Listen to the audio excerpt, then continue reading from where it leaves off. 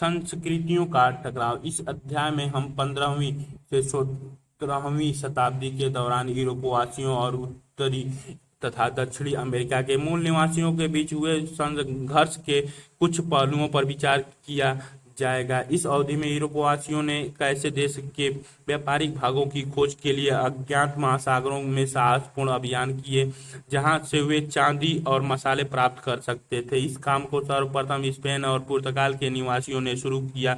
उन्होंने पोप से उन प्रदेशों पर शासन करने का अनन्य अधिकार प्राप्त कर लिया जिन्हें वे भविष्य में खोजेंगे। स्पेन के शासकों के तत्वावधान में इटली निवासी क्रिस्टोफर कोलंबस ने 1492 में पूर्व की ओर यात्रा करते हुए जिन प्रदेशों में पहुंचा उन्हें उसे इंडीज भारत और भारत के पूर्व में स्थित देश जिनके बारे में उसने मार्को पोलो की यात्रा वृत्तांत में पढ़ रखा था समझा।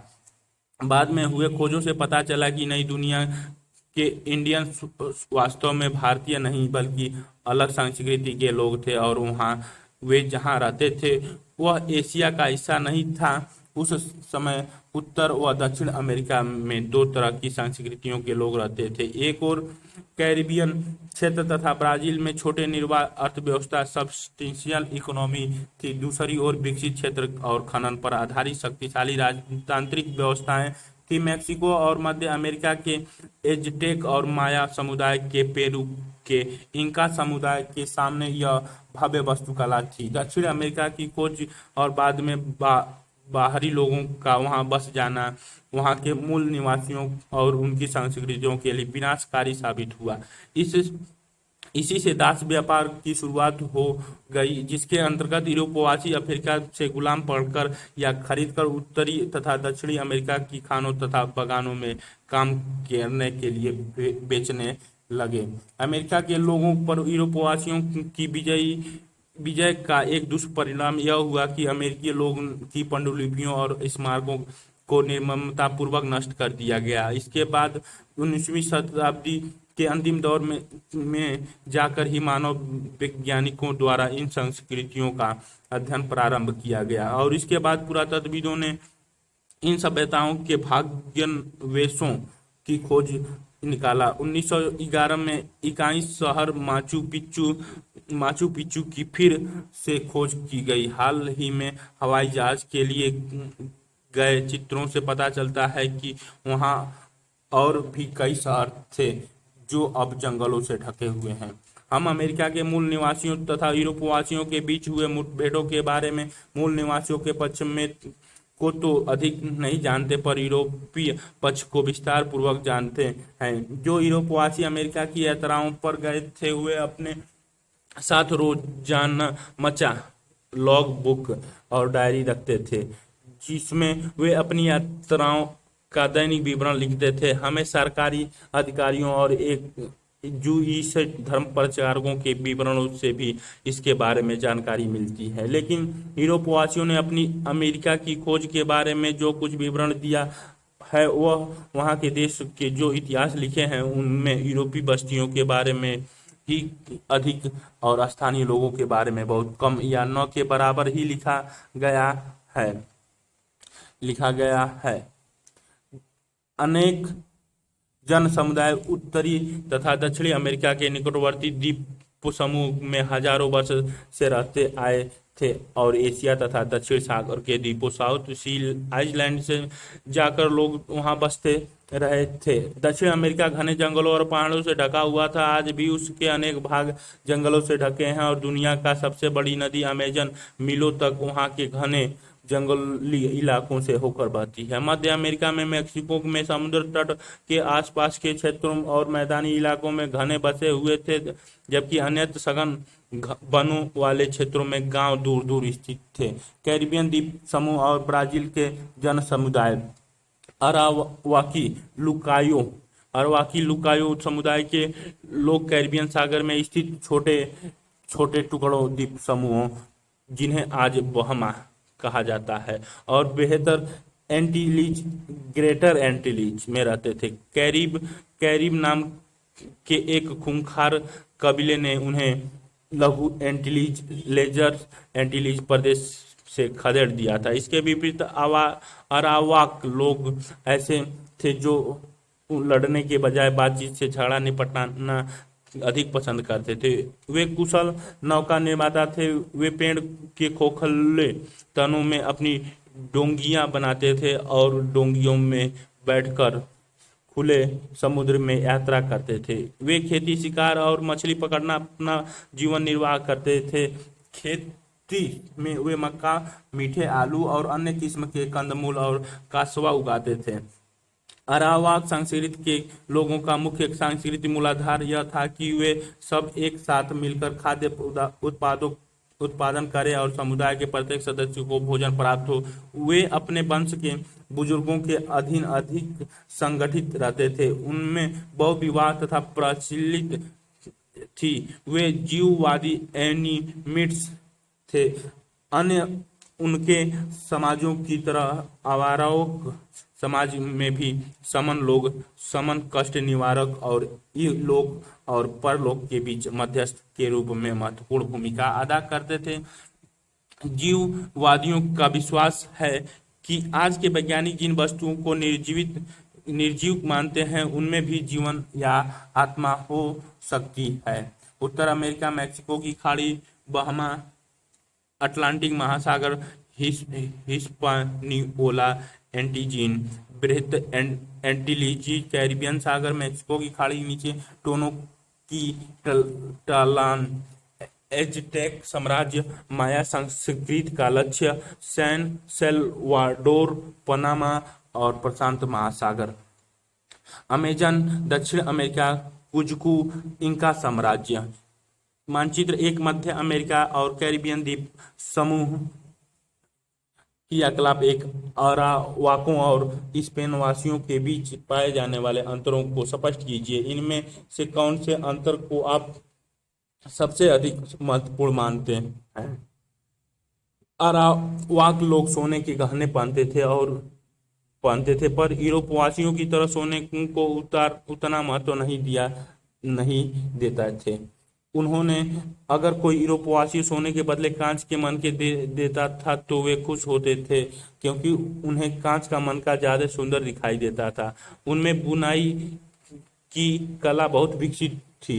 हैमक यानी झूले का इस्तेमाल उनकी एक विशेषता थी जिसे यूरोपीय लोग ने बहुत पसंद किया। अरावाकों का व्यवहार बहुत उदारपूर्ण था और वे सोने की तलाश में स्पेनी लोगों का साथ देने के लिए सदा तैयार रहते थे।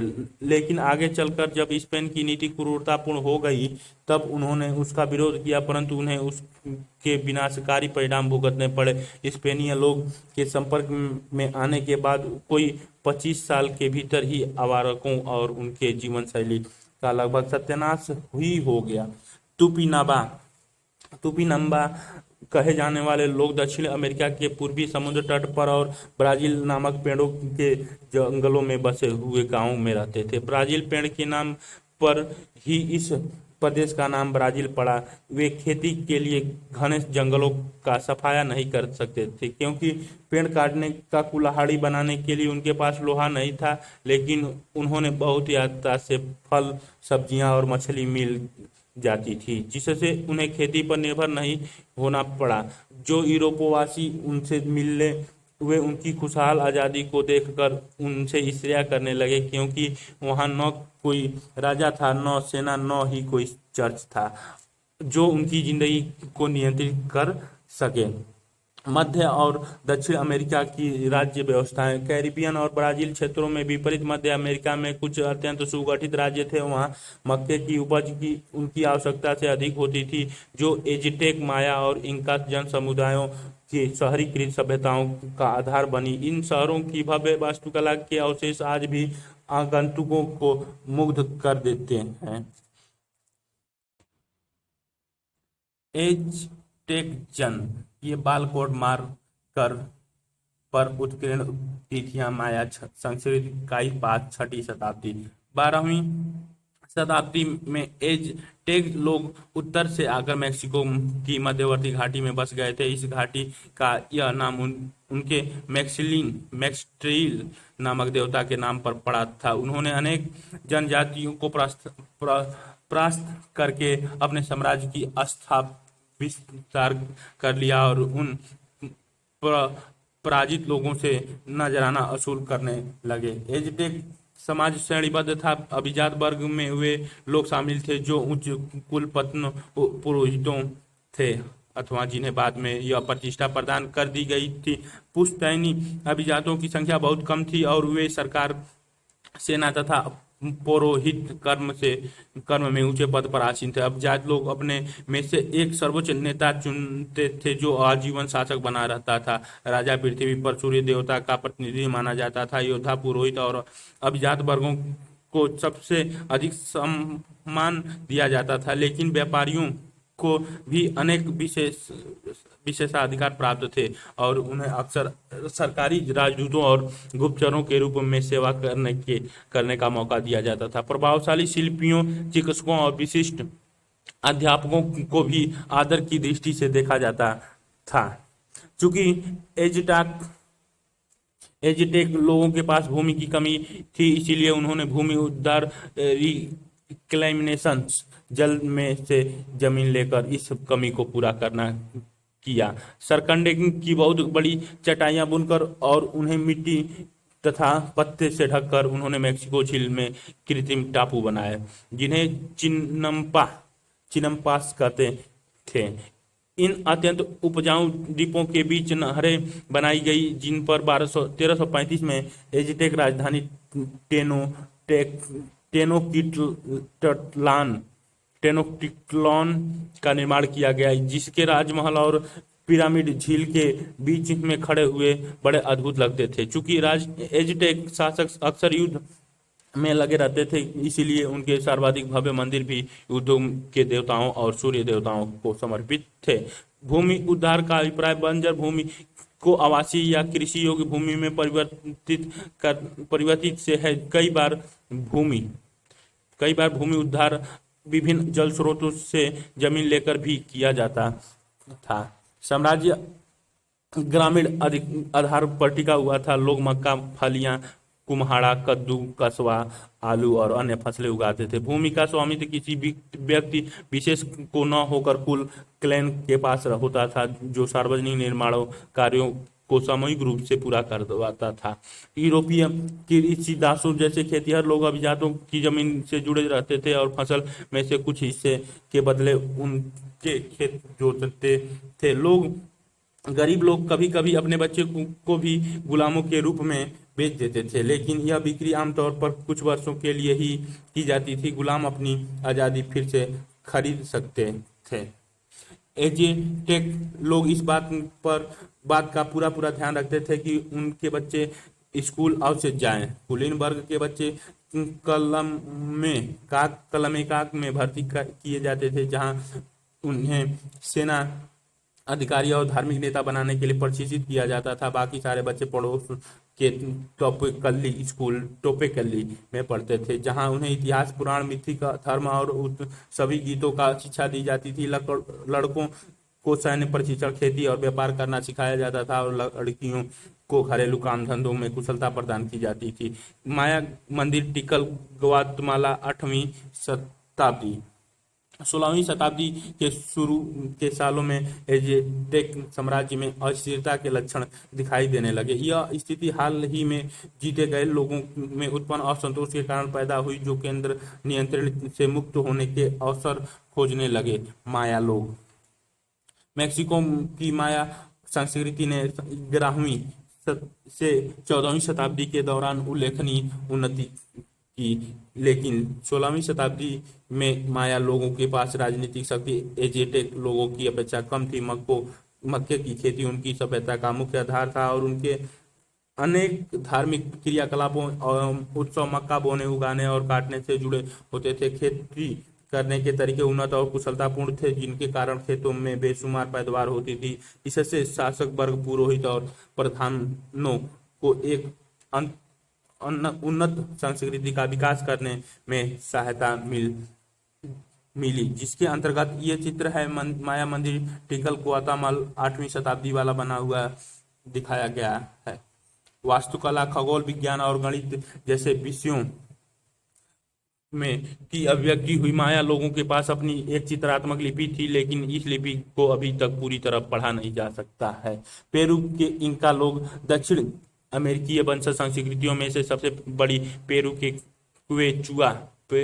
क्वेचुआ या इंका लोगों की संस्कृति थी। 12वीं शताब्दी में प्रथम इंका शासक मैंको कपाक ने कुज्को में अपनी राजधानी स्थापित की थी। 9वें इंका शासक के काल में राज्य का विस्तार शुरू हुआ और अंततः इंका साम्राज्य इक्वाडोर से चिली तक 3000 मील में फैल गया। साम्राज्य अंततः केंद्रित था, राजा ही संपूर्ण शक्ति निहित था और वह ही सत्ता का सर्वोच्च उच्चतम स्रोत था। नए जीते गए कबीलों और जनजातियों को पूरी तरह अपने भीतर मिला लिया गया। प्रत्येक प्रजाजन को प्रशासन की भाषा क्वेचुआ बोलनी पड़ती थी। प्रत्येक कबीला स्वतंत्र रूप से वरिष्ठों की एक सभा द्वारा शासित होती थी, लेकिन पूरा कबीला अपने आप में शासक के प्रति निष्ठावान था। साथ ही साथ स्थानीय शासकों को उनके सैनिक सहयोग के लिए पुरस्कृत किया जाता था। इस प्रकार एज़टेक साम्राज्य की ही तरह इंका साम्राज्य इकाइयों के नियंत्रण वाले एक संघ के समान था। आबादी के निश्चित आंकड़े तो उपलब्ध नहीं हैं, लेकिन ऐसा लगता है कि 10 लाख से ज्यादा लोग इस साम्राज्य में थे। एज़टेक लोगों की तरह इंका भी उच्च कोटि के भवन निर्माता थे।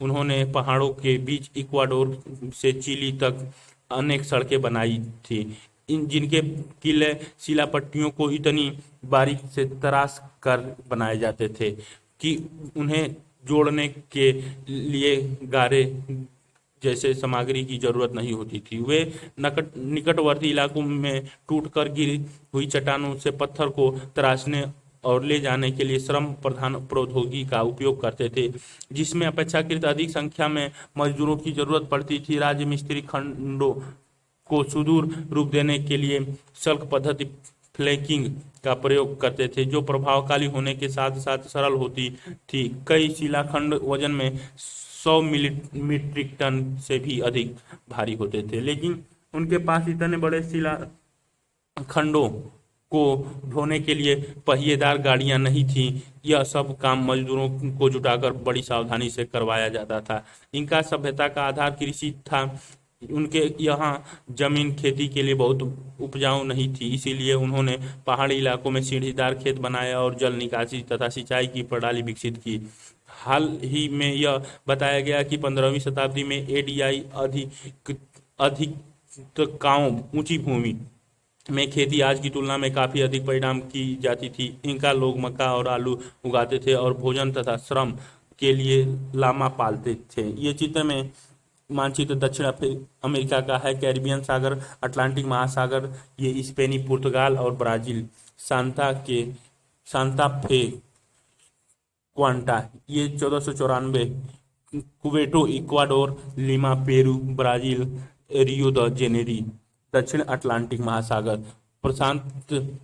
दक्षिण प्रशांत महासागर Chile, Santiago Argentina, Buenos Aires Spain के क्षेत्र हैं। पुर्तगाल केसरिया रंग वाले पुर्तगाल के क्षेत्र हैं। डच के क्षेत्र नीले वाले हैं। इंग्लिश वाले क्षेत्र जो लाल रंग के हैं। फ्रांसीसी हरे वाले हैं। 1494 में टार्डिलिसियस संधि के अनुसार विभाजन रेखा 16वीं सदी के अंत में स्पेन और पुर्तगाल के प्रभाव क्षेत्र का बंटवारा लामा पालते थे। आज भी इन अनेक सैलानी इनका लोगों की कला कौशल के नमूने को देख कर दंग रह जाते हैं। हालांकि चिली के कवि नेरुदा जैसे भी कुछ लोग हैं जिन्होंने इस बात पर प्रकाश डाला है कि ऐसे विपरीत वातावरण में खेती, शिल्प, स्थापत्य आदि के क्षेत्रों में उल्लेखनीय कार्य करने के लिए हजारों लोगों की कितने कठिन परिश्रम के लिए बाध्य किया गया होगा। पर्वत के शिखर पर बसा माचू पिच्चू नगर, इस पर स्पेनियों का निगाह नहीं पड़ी, जिसके कारण यह नष्ट नहीं हो पाया। ये खेत जोतने वाले बुनकरों, ऊंचे खतरनाक मचान पर चढ़कर चिनाई करने वाले राजगीरों, एडीज के मेहनत कश पनहारों, अपनी कुचली हुई उंगलियों वाले जौहरियों, अपने लगाए पौधों की खुशहाली के लिए चीतातुर किसानों मिट्टी के बर्बाद हुए कुम्हारों, जरा जमीन की गहराई से झांक कर मेरी ओर तो देखो। अपने पुराने दुख दर्द की मिट्टी को दफनाकर जिंदगी का नया प्याला भर लाओ। तुमने इन खेतों खलिहानों खदानों में जो खून बहाया, जरा उसका नमूना तो मुझे दिखलाओ। जरा बताओ कि यहाँ यहाँ मुझ पर चाबुक की मार पड़ी थी, क्योंकि मेरा तराशा गया एक हीरा जरा धुंधला हो गया था, अथवा यह धरती अपने अनाज या पत्थर का हिस्सा समय पर नहीं दे सकती थी। पावेलू नेरुदा 1904 से 1973, वाइट्स ऑफ माचू पिच्चू 1943 की पंक्ति का स्वतंत्र अनुवाद। उनकी बुनाई और मिट्टी के बर्तन बनाने की कला उच्च कोटि की थी। उन्होंने लेखन की किसी प्रणाली का विकास नहीं किया, किंतु उनके पास हिसाब लगाने की एक प्रणाली अवश्य थी। यह थी क्यूपू क्यूपू यानी डोरियों पर गांठ लगाकर गणितीय इकाइयों का हिसाब कर रखना। कुछ विद्वानों का विचार है कि इनका लोग इन धागों में एक किस्म का श्वेत कोड बुनते थे। इनका साम्राज्य का ढांचा पिरामिडी नुमा था, जिसका मतलब यह था कि जब एक बार इनका प्रधान पकड़ लिया जाता तो उसके शासन की सारी श्रृंखलाएं तुरंत टूट जाती थी। और उस समय भी ऐसा ही हुआ जब स्पेनी सैनिक ने उनके देशों पर आक्रमण करने का निश्चय किया। तो एजेटेक तथा इनका संस्कृतियों में कुछ समानताएं थी, और वे यूरोपीय संस्कृति से बहुत भिन्न थी। समाज श्रेणीबद्ध था, लेकिन वहाँ यूरोप की तरह कुछ लोगों के हाथ में संसाधनों की का निजी स्वामित्व नहीं था। पुरोहितों और शमशानों को समाज में ऊंचा स्थान प्राप्त था।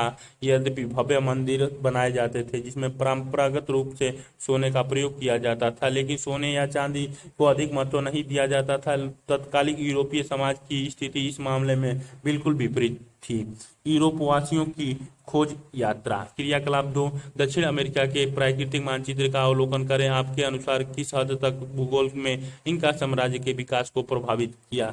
दक्षिण अमेरिका और कैरिबियन लोगों को यूरोपवासियों के अस्तित्व का पता तभी चला जब यूरोपवासी अटलांटिक सागर को जहाज द्वारा पार करके वहां पहुंचे।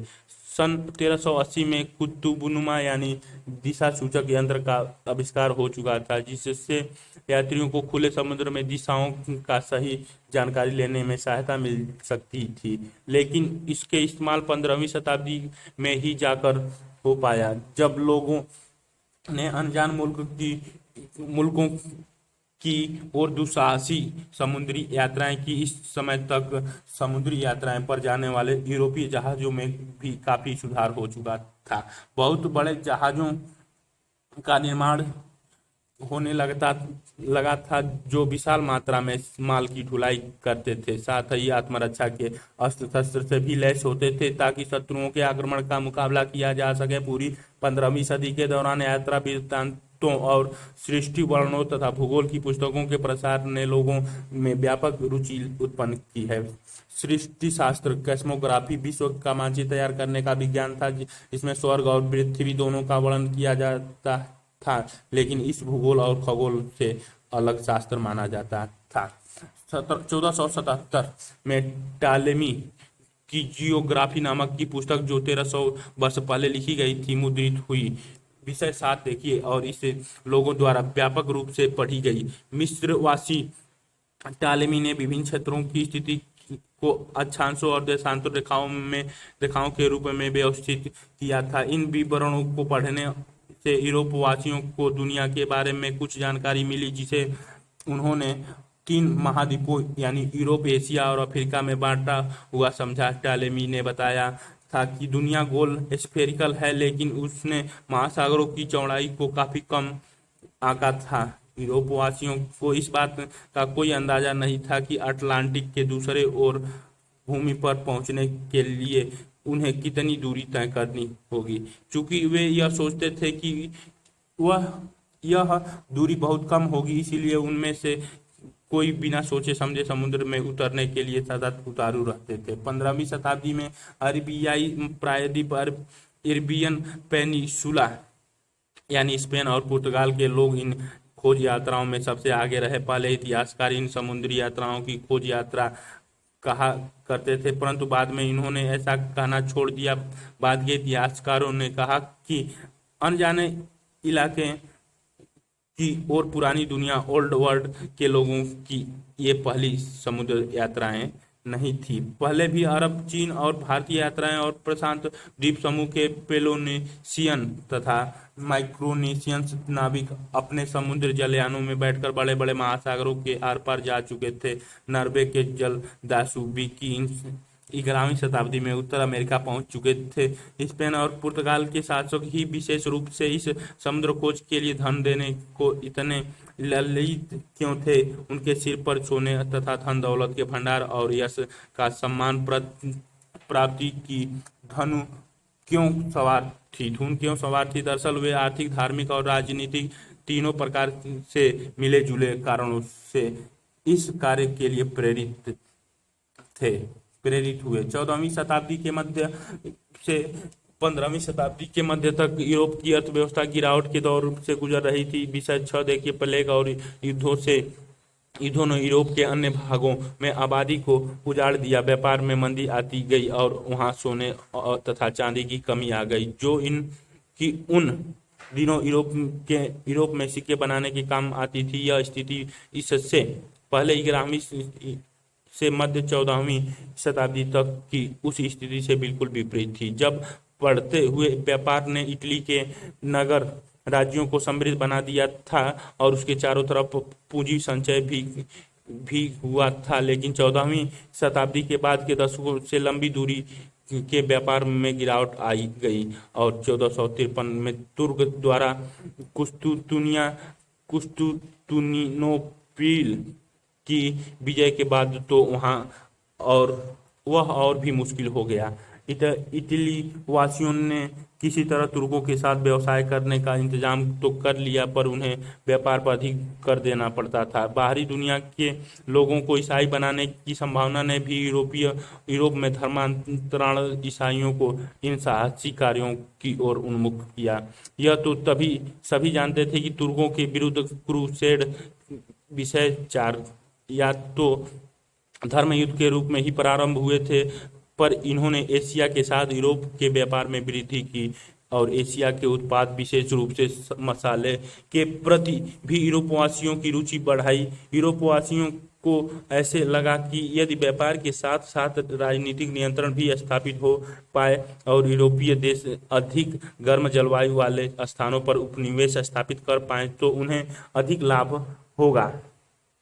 जब यूरोपवासियों सोने और मसाले की खोज में नए नए प्रदेशों में जाने की बात सोचने लगे तो उन्हें पश्चिमी अफ्रीका का ध्यान आया, जहां उन्होंने प्रत्यक्ष रूप से अब तक किसी तरह का व्यापार नहीं किया था। एक छोटा सा पुर्तगाल जो 1139 में स्पेन से अलग होकर स्वतंत्र राज्य के रूप में स्थापित हो चुका था और मछुआही और नौकायान के क्षेत्र में उसने विशेष कुशलता प्राप्त कर ली थी। इस दिशा में पहल की पुर्तगाल के राजकुमार हेनरी, जो नाविक नेविगेटर के नाम से मशहूर था, ने पश्चिमी अफ्रीका की तटीय यात्रा आयोजित की और 1415 में सियूटा पर आक्रमण कर दिया। उसके बाद कई अभियान आयोजित किए गए और अफ्रीका के बोजोडोर अंतरीप में पुर्तगालियों ने अपना व्यापार केंद्र स्थापित कर लिया। अफ्रीकियों को पकड़ कर गुलाम बनाया जाने लगा और स्वर्ण धूलि को साफ करके सोना तैयार किए जाने लगा।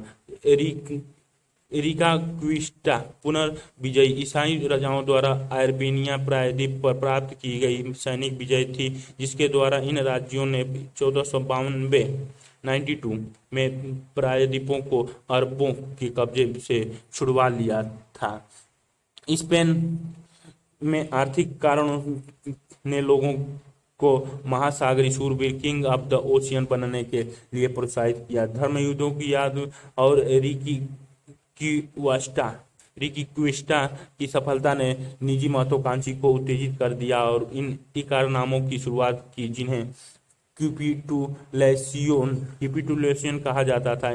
इन इकरारनामों के तहत स्पेन का शासक नए जीते हुए इलाके पर अपनी प्रभुसत्ता जमा लेते था और उन्हें जीतने वाले अभियानों के नेताओं को पुरस्कार के रूप में पाबंदियां पदवियां और जीते गए देशों पर शासन अधिकारी देता था। अटलांटिक प्रगमन। स्पेनी भाषा में नाव शब्द का अर्थ भारी जहाज। यह शब्द अरबी से स्पेनी भाषा में आया। इससे यह तथ्य स्पष्ट होता है कि 1992 तक इस क्षेत्र पर अरबों का शासन था। क्रिस्टोफर कोलंबस 1451 से 1506 तक एक स्वयं शिक्षित व्यक्ति था, लेकिन उसके साहसी कार्य करने और नाम कमाने की उत्कृष्ट इच्छा थी। भविष्यवाणियों में विश्वास रखते हुए वह यह मानता था कि उसके भाग्य में पश्चिम की ओर यात्रा करते हुए पूर्व द इंडस की ओर जाने का रास्ता खोजना लिखा है। वह कार्डिनल पियरे डी एली द्वारा 1410 में लिखी गई खगोल शास्त्र और भूगोल की पुस्तक इमगो मुंडी से बहुत प्रेरित हुआ। उसने इस संबंध में पुर्तगाल के राजा के समक्ष अपनी योजना प्रस्तुत की, लेकिन वे मंजूर नहीं हुई। पर सौभाग्य से स्पेन के प्राधिकारियों ने उसकी एक साधारण सी योजना स्वीकार कर ली और वह उसे पूरा करने के लिए 3 अगस्त 1492 को पलोस के पतन से अपने अभियान पर जहाज द्वारा रवाना हो गया। लेकिन कोलंबस और उसके साथी अनुमान से अधिक लंबी चलने वाली अटलांटिक यात्रा के लिए तैयार नहीं थे। उनका बेटा छोटा सा था, जिसमें सांता मारिया नाम की एक छोटी नाव और 2 कैरवल छोटे हल्के जहाज पिंटा और नीना थे। सांता मारियन की कमाना स्वयं कोलंबस के हाथों में था। इसमें 40 कुशल नाविक थे। यात्रा पर जाते समय अनुकूलित व्यापारिक हवाओं के सहारा उनका बेड़ा आगे बढ़ता जा रहा था, लेकिन रास्ता लंबा था। 33 दिनों तक बेड़ा तैरता हुआ आगे बढ़ता गया, मगर तट के दर्शन नहीं हुए। ऊपर आकाश था तो नीचे समुद्र। अब तो उसके नाविक बेचैन हो उठे और उनमें से कुछ तुरंत वापस चलने की मांग करने लगे।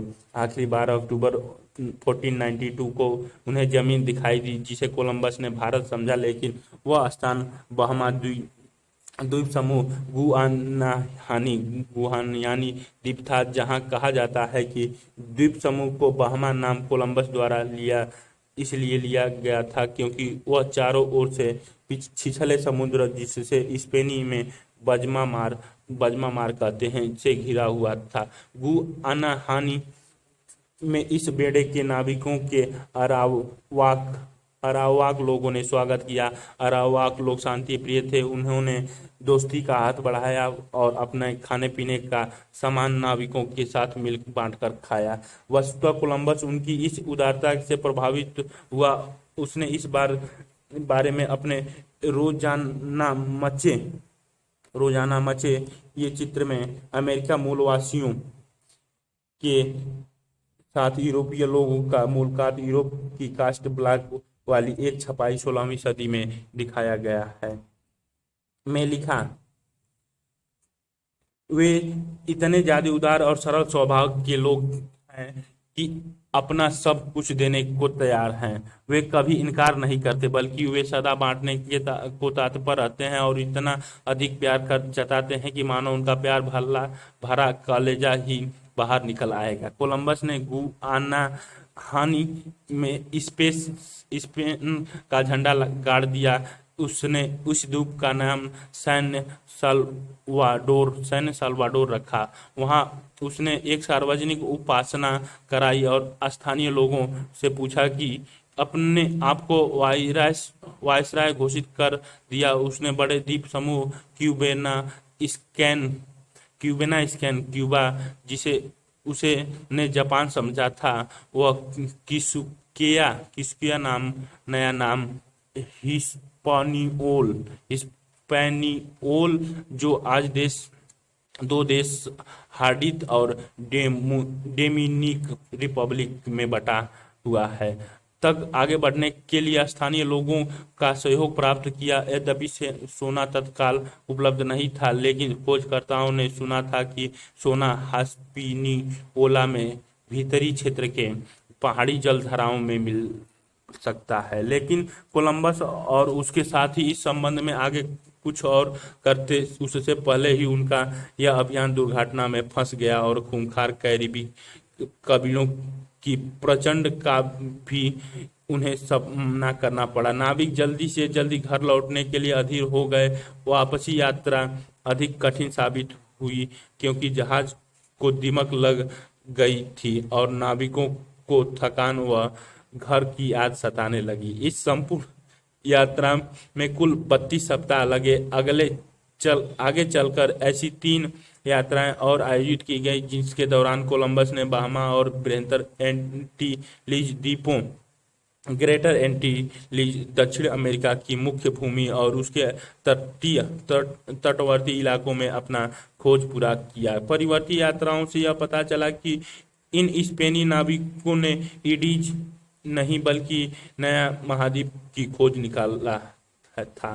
कोलंबस की विशेष उपलब्धि यही रही कि उसने अनंत समुद्र की यात्राएं खोज निकाली और यह करके दिखाया कि यदि 5 सप्ताहों तक पारंपरिक व्यापारिक हवाओं के साथ साथ यात्रा की जाए तो पृथ्वी के गोले के दूसरी ओर पहुंचा जा सकता है। अक्सर जगहों को उन्हें खोजने वाले के अनुसार नाम दिया जाता है। इसीलिए यह अजीब बात है कि कोलंबस की स्मृति में समस्त वाइसराय का अर्थ था राजा के स्थान पर, यानी उसका स्थापना या प्रतिनिधि। इस संदर्भ में राजा का मतलब है स्पेन का राजा। क्रियाकलाप 3, अपने विचार से ऐसे कौन से कारण थे जिसने प्रेरित होकर यूरोप के भिन्न भिन्न देशों के लोगों ने खोज यात्राओं पर जाने का जोखिम उठाया। यूरोपवासियों द्वारा समुद्र यात्राएं 1492 कोलंबस ने बहामा द्वीप समूह और क्यूबा पर स्पेन की दावेदारी की। 1994 में अनखोजी दुनिया का पुर्तगाल और स्पेन के बीच बंटवारा हुआ। 1497 में एक अंग्रेजी यात्री जॉन कैबट ने उत्तरी अमेरिका के समुद्र तट की खोज की। 1458 में वास्को डिगामा कालीकट कोझिकोड पहुंचा। 1499 में अमेरिगो वेस्पूसी ने दक्षिण अमेरिका के समुद्र तट को देखा। 1500 में क्रेबाल ने ब्राजील पर पुर्तगाल की दावेदारी की। 1513 में बलबाओ ने पनामा इस्थुमस को पार किया और प्रशांत महासागर को देखा। 1521 में कार्टेजस ने एजेटक लोगों को हराया और 1522 स्पेन वासियों मंगोलन ने जहाज में बैठकर पृथ्वी का चक्कर लगाया।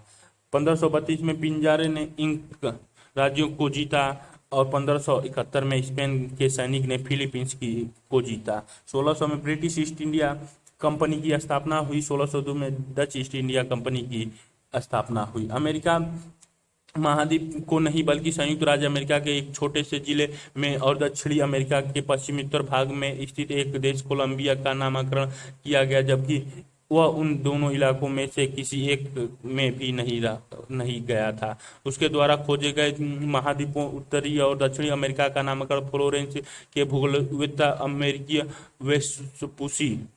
अमेरिको वेस्पूसी के नाम पर किया गया, जिसने उनके विस्तार का अनुभव किया और उन्हें नई दुनिया न्यू वर्ल्ड के नाम से संबोधित किया। उनके लिए अमेरिका नाम का प्रयोग सर्वप्रथम एक जर्मन प्रशासक द्वारा 1507 में किया गया। अमेरिका में स्पेन के साम्राज्य की स्थापना स्पेनी साम्राज्य का विस्तार बारूद और घोड़ों के इस्तेमाल पर आधारित सैन्य शक्ति की बदौलत हुआ। स्थानीय लोगों या तो नजराना देना पड़ता था या फिर सोने व चांदी की खानों में काम करना पड़ता था। विशेष बात यह थी कि वहां प्रारंभ में खोज के बाद छोटी बस्तियां बसानी पड़ती थी, जिसमें रहने वाले स्पेनी लोग स्थानीय मजदूरों पर निगरानी रखते थे। स्थानीय प्रधानों को नए नए प्रदेशों और संभव हो तो सोने के नए नए स्रोत खोजने के लिए भर्ती किया जाता था। सोने की लालच से गंभीर हिंसक घटनाएं भड़की, जिनकी स्थानीय लोगों ने प्रतिरोध किया। स्पेनी विजेताओं ने कठोर आलोचक कैथोलिक भिक्षु फेरियल बार्टोलोम डी लॉस केसास ने कहा कि स्पेनी उपनिवेश अक्सर अपनी तलवार की धार अराओकों के नंगे बदन पर आजमाते थे। जब सैनिक दमन और बेकार का तांडव हो रहा था, तब महामारी की विनाश लीला ने नया मोर्चा खोल दिया। पुरानी दुनिया की बीमारी विशेष चेचक ने अरावाक लोगों को कहर ढाया दिया, क्योंकि उनमें प्रतिरोध क्षमता नहीं था।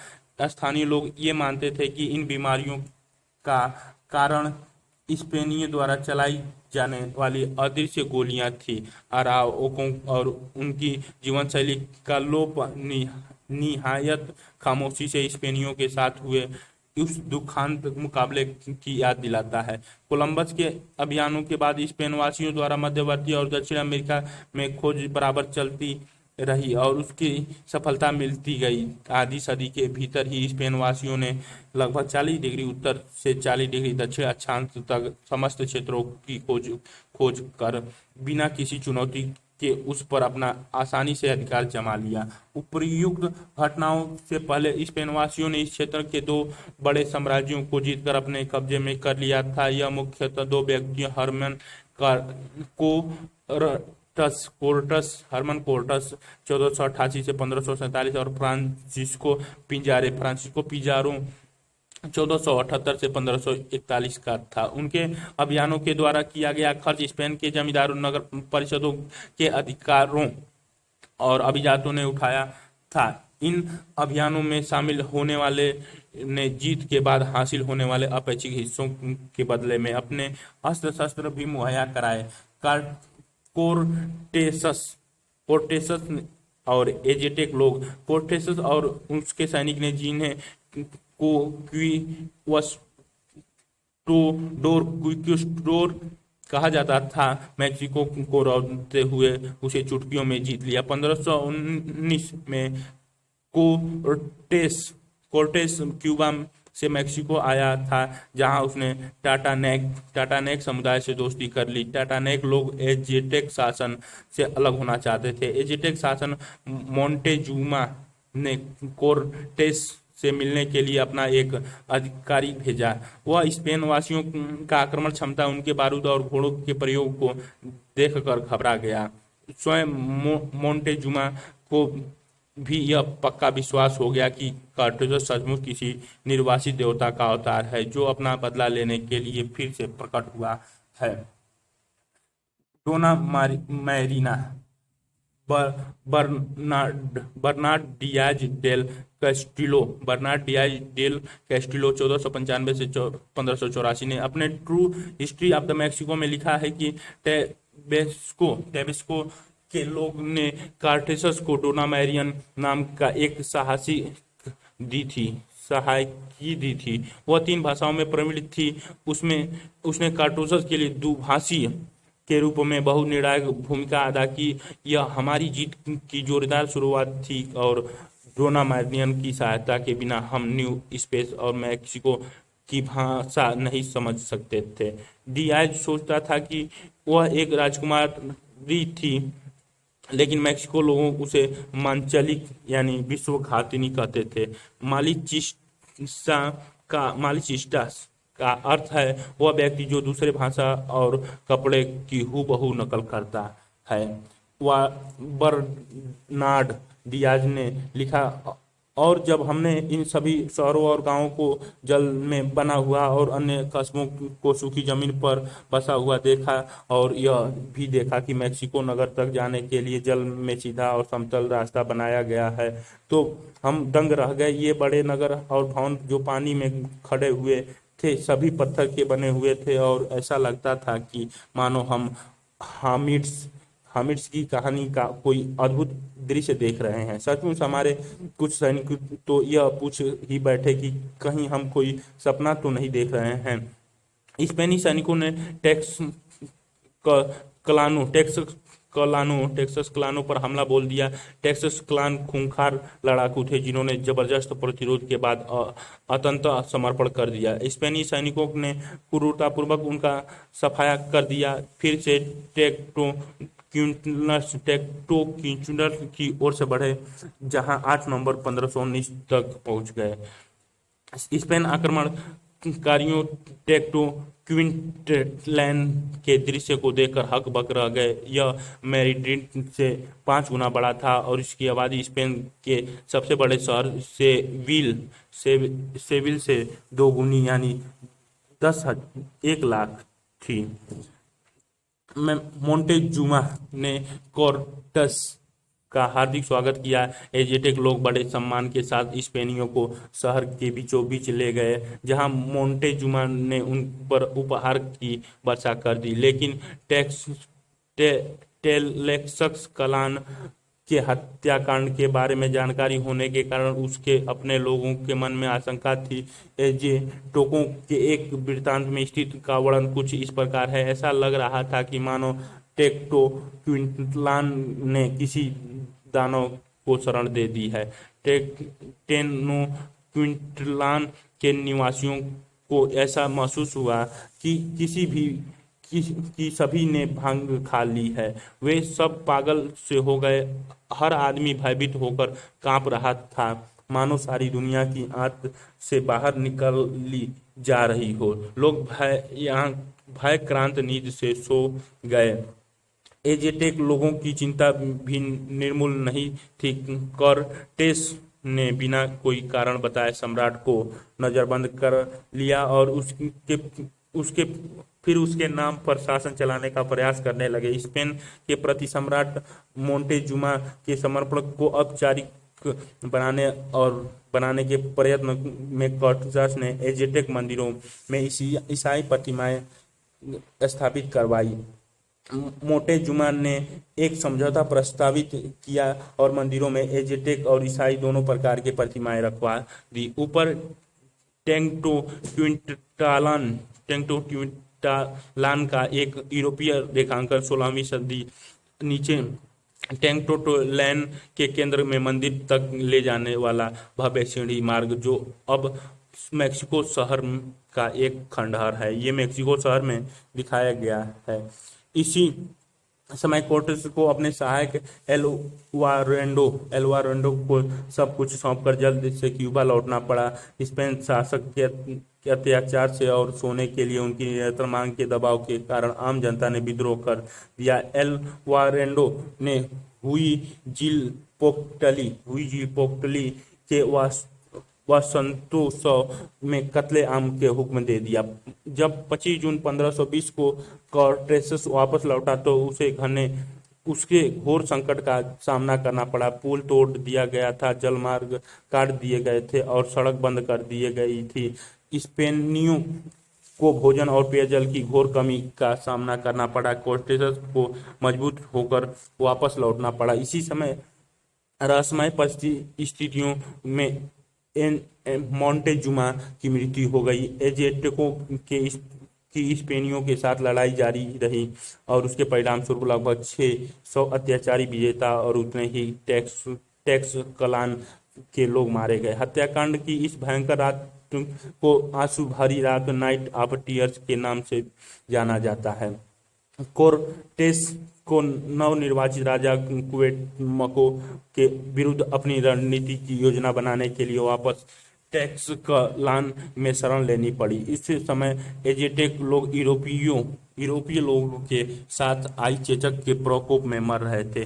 कॉर्टेस, ये मेक्सिको वाला चित्र, कॉर्टेस केवल 180 सैनिकों और 30 घोड़ों के साथ टेनो क्विंटलान में घुस आया और एजेटेक भी अपनी आखिरी मुठभेड़ के लिए तैयार थे। अब शकुनों ने एजेटेकों को बता दिया कि उनका अंत दूर नहीं है। उसे वास्तविकता समझकर सम्राट ने अपना जीवन त्याग देने का ठीक समझा। मेक्सिको पर विजय प्राप्त करने में 2 वर्ष का समय लगा गया। कैस्ट्रो मेक्सिको ने न्यू स्पेन का कैप्टन जनरल बन गया और उसे चार्ल्स पंचम द्वारा सम्मानों से विभूषित कर दिया गया। मेक्सिको से स्पेनियों ने अपना नियंत्रण ग्वाटेमाला, निकारागुआ और होंडुरास पर भी स्थापित कर लिया। पिंजारो और इंका लोग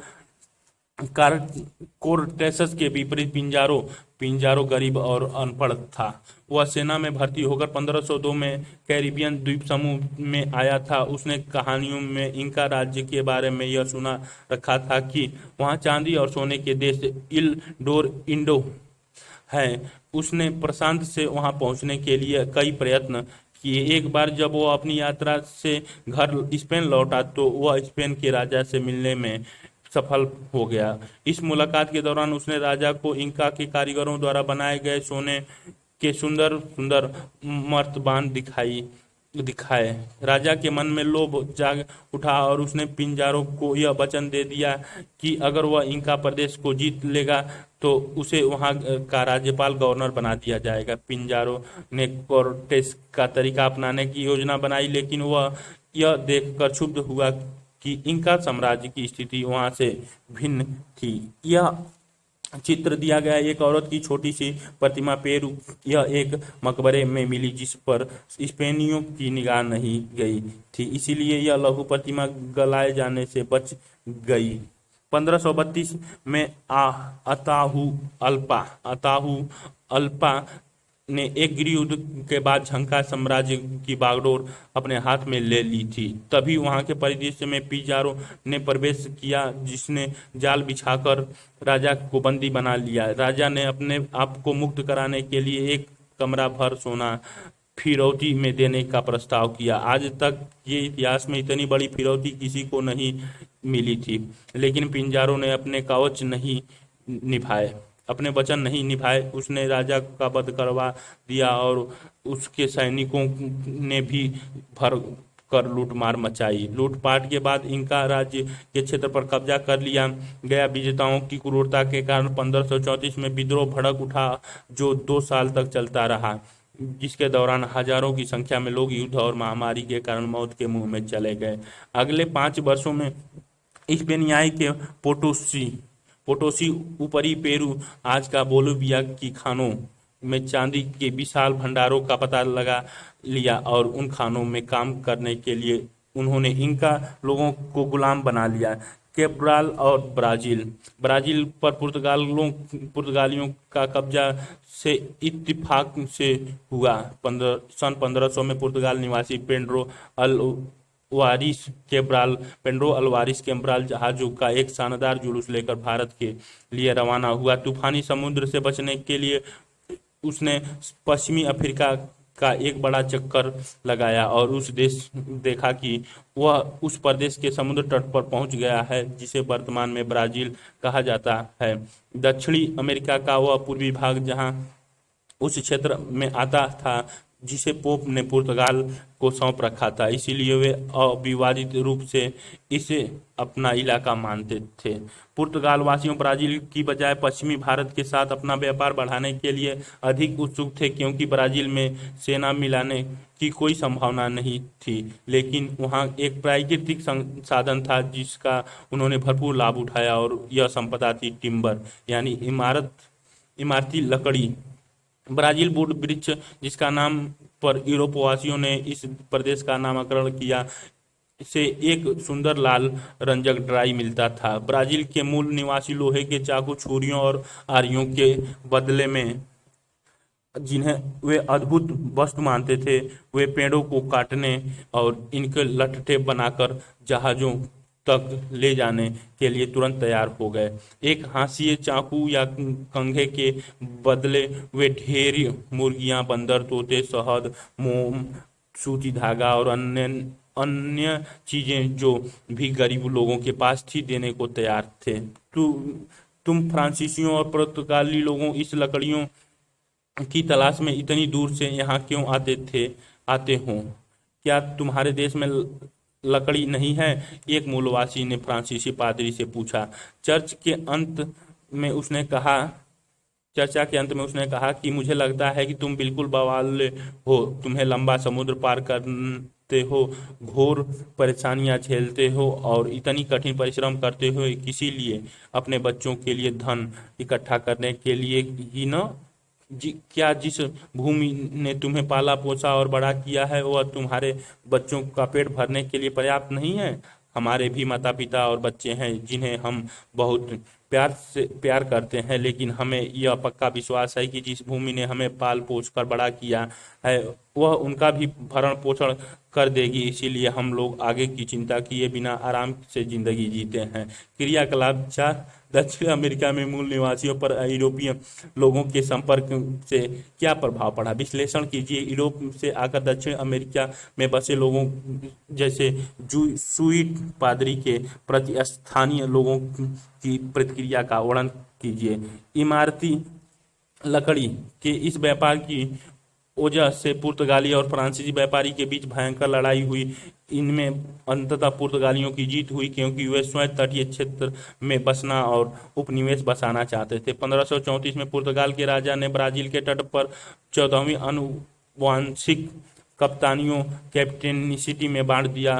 उनके मालिकाना हक उन पुर्तगालियों को सौंप दिए जो वहां अस्थायी रूप से रहना चाहते थे, और उन्हें स्थानीय लोगों की गुलाम बनाने का अधिकार भी दे दिया गया। पुर्तगाल बहुत से पुर्तगाली बसिंदे भूतपूर्व सैनिक थे जिन्होंने भारत के गोवा क्षेत्र में लड़ाइयां लड़ी थी, और स्थानीय लोगों के प्रति उनका व्यवहार अत्यंत क्रूर था। 1540 के दशक में पुर्तगालियों ने बड़े बड़े बागानों में गन्ना उगाना और चीनी बनाने के लिए मिलें चलाना शुरू कर दिया।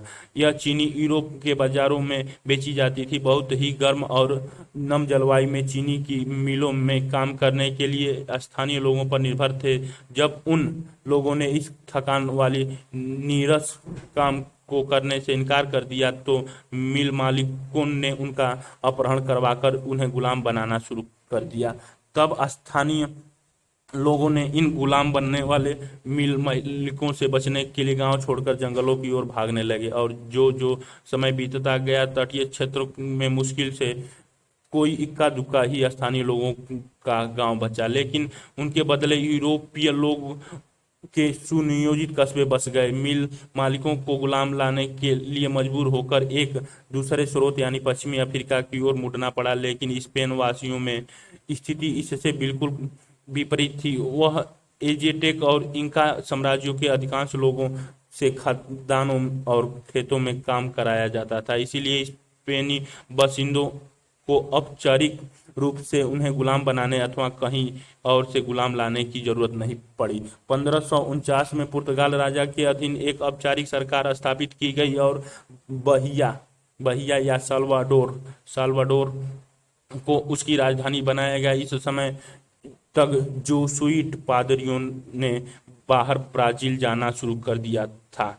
यूरोपीय बाशिंदे इन जोसुइट पादरियों को पसंद नहीं करते थे, क्योंकि वे मूल निवासियों के साथ दया का बर्ताव करने की सलाह देते थे और निडरतापूर्वक जंगलों में जाकर उनके गांवों में रहते हुए यह सिखाते थे कि ईसाई धर्म का आनंदमय धर्म है और उसका आनंद लेना चाहिए। और सबसे बड़ी बात तो यह थी कि धर्म प्रचारक दास प्रथा की कड़े शब्द में आलोचना करते थे। घर या परिवार पर इससे बड़ा अभिशाप कोई नहीं कि उसका भरण पोषण दूसरों की खून पसीने की कमाई से हो। जो भी आदमी दूसरों की स्वतंत्रता छीनता है और उस स्वतंत्रता को वापस लौटाने की क्षमता रखते हुए भी नहीं लौटाता, वह अवश्य ही महापाप का भागी होता है। ये विचार है ब्राजील में 1640 के दशक में रहने वाले जोसुइट पादरी एंटोनियो बीरा के विजय उपनिवेश और दास व्यापार जो अभियान पहले अनिश्चित परिणाम वाले समुद्री यात्राओं के रूप में शुरू हुए थे, आगे चलकर उनका यूरोपीय उत्तरी तथा दक्षिणी अमेरिका और अफ्रीका पर अस्थायी प्रभाव पड़ा। 15वीं शताब्दी में शुरू की गई यूरोपीय समुद्री परियोजनाओं ने एक महासागर से दूसरे महासागर तक के अटूट समुद्री मार्ग खोल दिए। इससे पहले तक इनमें से अधिकांश मार्ग यूरोप के लोगों के लिए अज्ञात थे और कुछ मार्गों को तो कोई भी नहीं जानता था। तब तक कोई भी जहाज कैरिबियन या अमेरिका महाद्वीप के जल क्षेत्रों में नहीं घुसा था। दक्षिणी अटलांटिक तो पूरी तरह अछूत था। किसी भी जहाज ने उसके पार जाना तो दूर उसके पानी में प्रवेश नहीं किया था, और न कोई जहाज दक्षिण अटलांटिक से प्रशांत महासागर यानी हिंद महासागर तक पहुंचा था। 15वीं शताब्दी के अंतिम और 16वीं शताब्दी के प्रारंभ दशकों में ये सभी साहसिक कार्य सफलतापूर्वक संपन्न किए गए। प्रारंभिक समुद्र यात्राओं यात्रियों के अलावा अन्य यूरोपवासियों के लिए भी अमेरिका की खोज के दीर्घकालीन परिणाम निकले। सोना चांदी की बाढ़ ने अंतर्राष्ट्रीय व्यापार और औद्योगिकरण का और अधिक विस्तार किया। 1560 से 1600 तक सैकड़ों जहाज हर वर्ष दक्षिण अमेरिका की खानों जहां चांदी स्पेन को लाते रहे।